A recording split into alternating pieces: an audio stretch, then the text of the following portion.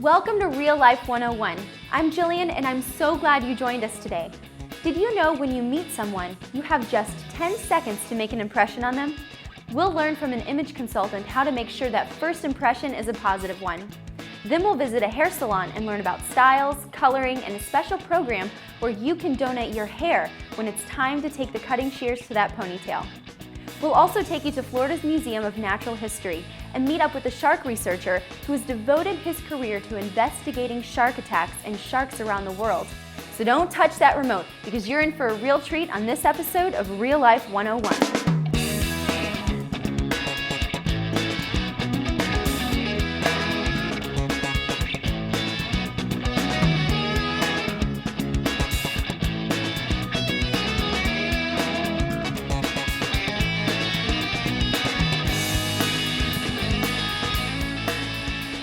We're the hosts of Real Life 101.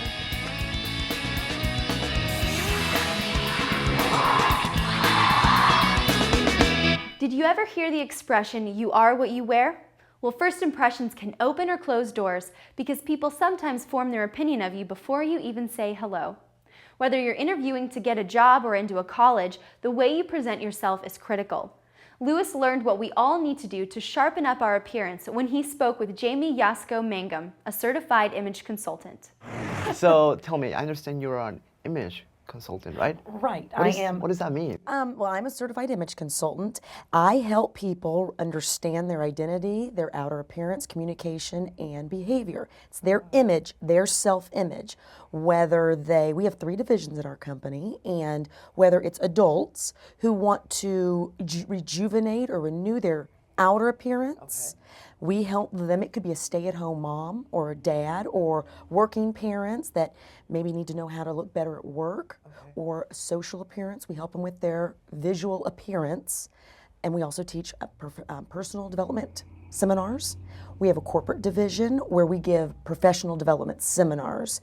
We have a program called Look, Speak, and Behave, and there we talk about professionals' esteem. We talk about their visual appearance, communication, behavior.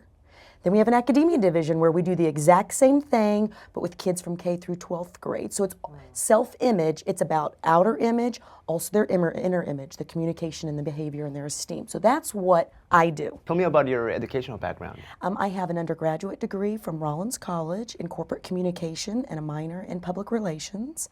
I have a certified image consulting degree from a program, it's a branch off of University of Tennessee in Chattanooga. So that is my educational background. What special skills do you need for this profession? Well, number one, I think you need an education. That not only high school, but you definitely need your undergraduate degree. The ones that I usually recommend, either communication. If you want to be able to communicate with individuals one-on-one, or you want to present a seminar, you have to know how to communicate. Good eye contact. So an undergraduate degree in communication, corporate communication, there's organizational communication. Another good degree to do it in is in business development. If you want to start your own business, you have to know how to develop your business, marketing plans. I think that's very important. You may want to, if you don't have a niche, maybe you don't know a lot about fashion, you may want to do something in fashion merchandising. But if you do that, make sure you get a minor in communication or business so you can put those two together. So definitely undergraduate.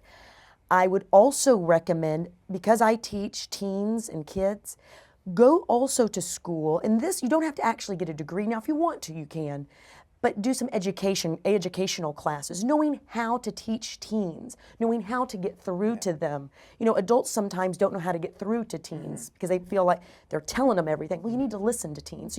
So that's another way. And then keep taking seminars and personal development for you to sharpen your skills, because you communicate a lot in my job. So, and then, keep up to date on fashion that's out there, keep up to date on the different behavioral surveys they do out there. So you have to keep yourself enriched too. Can you explain me more what's on the program for 15 and 19-year-old kids? I sure can. 15 to 19-year-olds are going through so many emotions socially. They have a heavy schedule educationally, and if they're doing anything with whether it's debate, athletics, theater, all different kinds of clubs at schools. They're so concentrated at school about making straight A's, they're doing well in their clubs. Sometimes they forget socially about how to act or socially how to believe in themselves. We deal with their social skills. For instance, we deal with self-esteem, self-confidence of teens. We'll talk about appearance, like here. Now, it can be a very appropriate appearance for a teen. Now, I know a lot of teens, oh, that's a preppy appearance, preppy appearance. But it's knowing how to cover yourself as a girl in high school, 15 to 19-year-olds, knowing how the laws of attraction with the boys, knowing you don't have to show everything, and we really want to teach the kids about that too. Same with boys.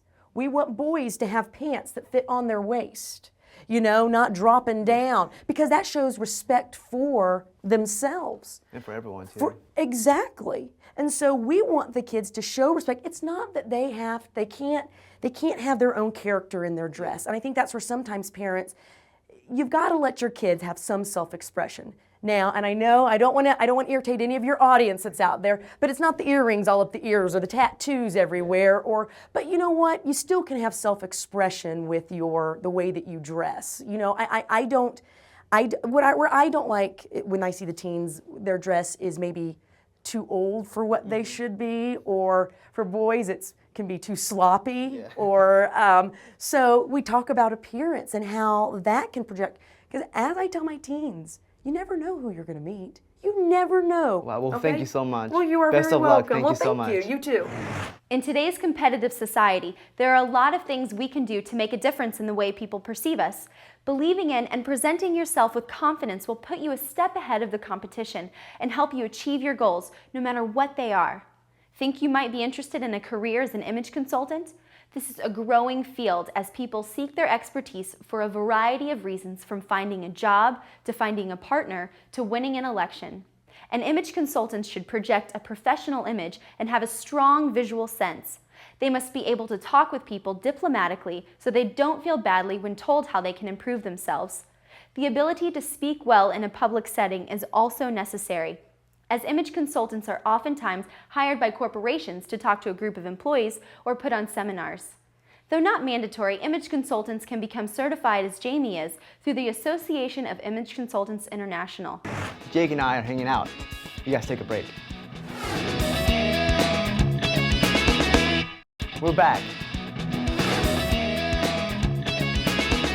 Do you love playing with your friends' and family's hair and often find yourself styling it, cutting it, or even coloring it? How would you like to do it for a living? Well, Carly met with the salon owner. Her name is Sherry Rattay, and colorist Nikki Chick. They gave her the long and short of the hairstyling business.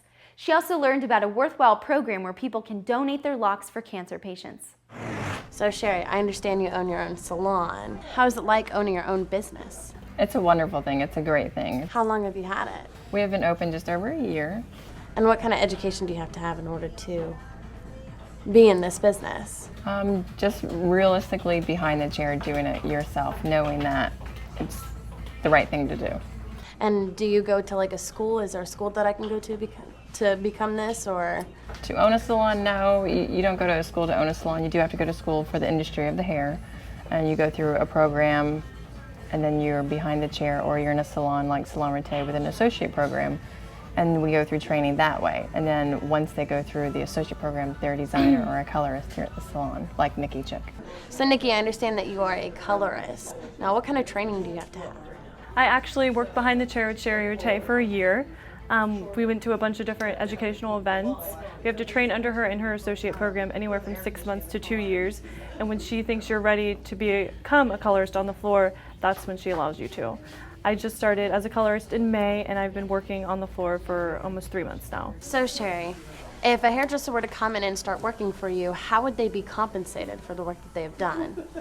To me, here at Salon Rattay, it's different than pretty much the everyday salon, I feel. We do a program called the Summit Program, and within the Summit Program, it's all about what the salon owner gives you behind the chair and also what you maintain behind the chair. So you have to hold certain numbers per month and maintain them, and then once you plateau that, you go to the next level.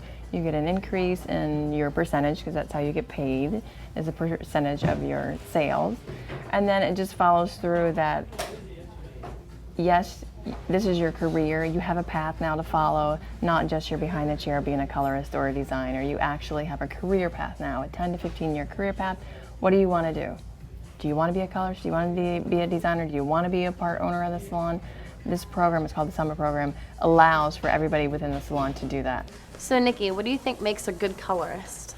Well, from my experience so far at Salon Rete, I think that someone that's very experienced, someone that's very creative, people that want to get out there and actually like to learn. We work here all as a team, so if you want to be part of a great team, I think that helps as a colorist. What do you consider to be the most challenging part about your job? I don't know if I would call it challenging. I think it's more of keeping everybody, and I'm talking employees, not guests of the salon, more of in the mode to be successful at what they do and help them drive to that. I think that's the most challenging for me personally, to help with them, because when you're at that point, you have to be at that level as well, 100%. So Sherry, I know that you work with the Locks of Love program. Can you tell me a little bit more about that? Yeah, so we actually do a lot of those haircuts here. It is, you come in to get a haircut and you need at least 10 inches to be cut off. So we go ahead and cut the hair and we send it off ourselves. And it is for children that need wigs made that are going through some unfortunate calls in their life. It's a great thing that we do. Well, thank you so much. I really appreciate it. You guys have just been a blast. Thank you so Thank you. much. Being a hairstylist can be a fun job. You get to make people look good all day with updated styles and colors and hear all the latest gossip. Of course, you also have to deal with unhappy customers who don't quite envision the look or color they were just given. Becoming a stylist requires a license. It takes about a year to get certified in this profession. Additionally, there are courses in hair coloring you can take. While attending school, an aspiring stylist can get a job in a salon assisting, sweeping, and shampooing.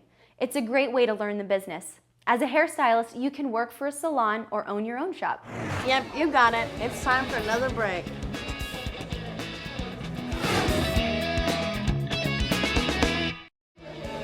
And we're back with more Real Life 101. Ever since the movie Jaws came out several years ago, people have had both a fascination and fear of sharks.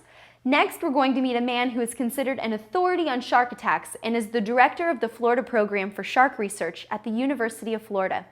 George Burgess has devoted the past 30 years to the study and conservation of sharks and other marine wildlife. So this place is amazing. Can you tell me a little bit about it? Well, we're at the Florida Museum of Natural History at the University of Florida.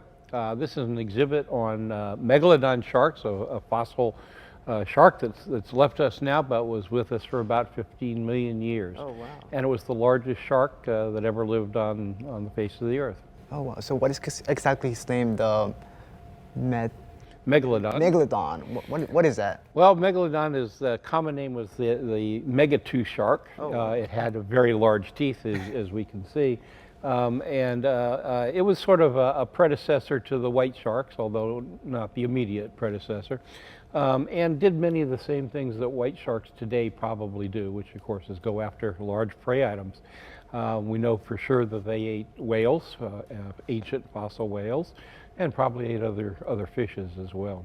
Oh, wow. So tell me about your profession. Do you only research animals, or what is exactly that you do? I'm an ichthyologist, one who studies fish, and sharks fall under that category. Although I study other kinds of fishes, sharks are my specialty. And that's one of the things that occurs in the scientific realm, is that we're all trained to be biologists at some level, but the farther along we get in our careers, usually the more specific we get. In other words, we start specializing in one particular area of science, and mine is sharks. Tell me about your educational background. Yes, one has to get more than one college degree to be an ichthyologist. Of course, we all take the undergraduate degree, which usually takes 4 or 5 years, depending on how fast you get through it. And then one needs to get a master's or a PhD afterwards, which can take as long as 10 years after that, depending on the specialty one wants. It used to be that one could get by with just a master's degree and become a scientist. Today it's becoming more and more important to have the PhD to become a doctor. Wow. So one has to count on another perhaps 10 years to finish off one's education. What do you love the most about your job? Well, the animals are what make it, of course, and nobody should go into biology unless they have a passion, an absolute love for the animals, because the reality is there aren't as many jobs for biologists as there are people that want to be a biologist, first of all, so the competition for jobs is intense.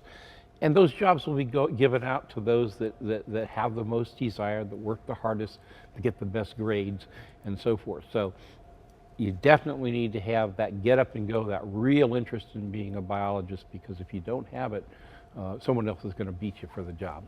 So can you tell me about your most interesting encounter with a shark? Well, I'll tell you about my dumbest one.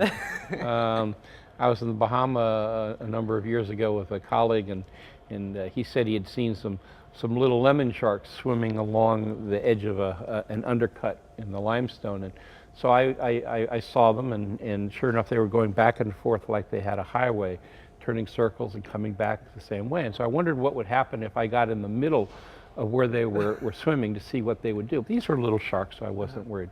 So I walked over to their little highway underneath there and watched to see what happened. And sure enough, they came up to me and started swimming around me, and they were upset, clearly. They didn't like me being in their way. And meanwhile, my friend stayed on the boat, and suddenly he says, "There's a big one coming." Oh, yeah. And sure enough, a big lemon shark was coming in from offshore, probably attracted by the excitement of the little guys swimming around and getting upset. And sure enough, there I was in the water with a large shark coming. Wow. And it kept coming and coming, and I kept waiting for it to veer off, and it didn't. And so finally I decided I have to do something. So I submerged myself in the water and swam towards the shark, acting aggressively, and actually took a swing at it as it came in close. And happily, it swerved away and left at that point. And needless to say, I got back on the boat as quickly as possible. So it was a situation where I did something really stupid and was lucky enough not to pay for it. Do you actually go in the water to research sharks?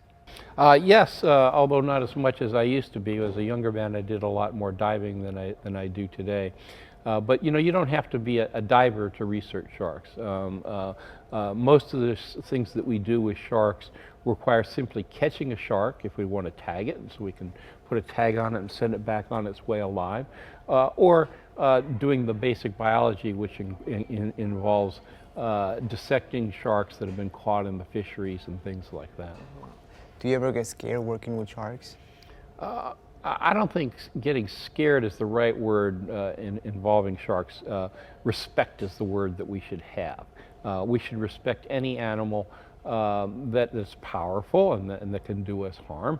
And so we should respect jellyfish, we should respect stingrays, we should respect lions and tigers, but we don't necessarily have to be fearful of them, as long as we understand that they're animals doing their own things, and that if we adjust our behavior to theirs, then things will be all right. Wow, this has been very interesting. Thank you so much, George. Glad to be with you, Louis. Nice meeting you.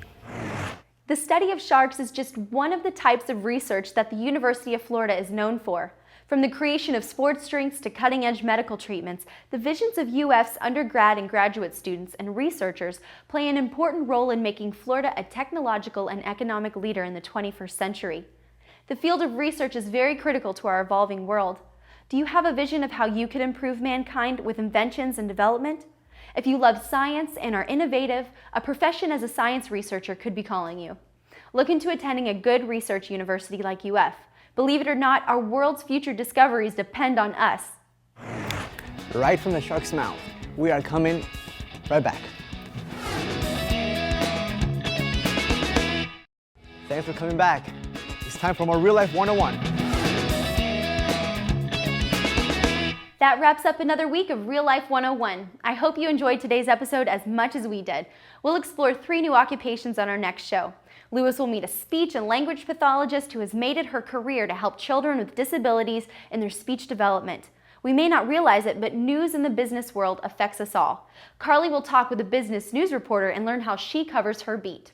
We'll also take you to a house that is being made over with a beautiful outdoor living space by a home building contractor. So join us same time, same place next week for another great episode of Real Life 101. Now I ask you once again, what do you want to do with your life?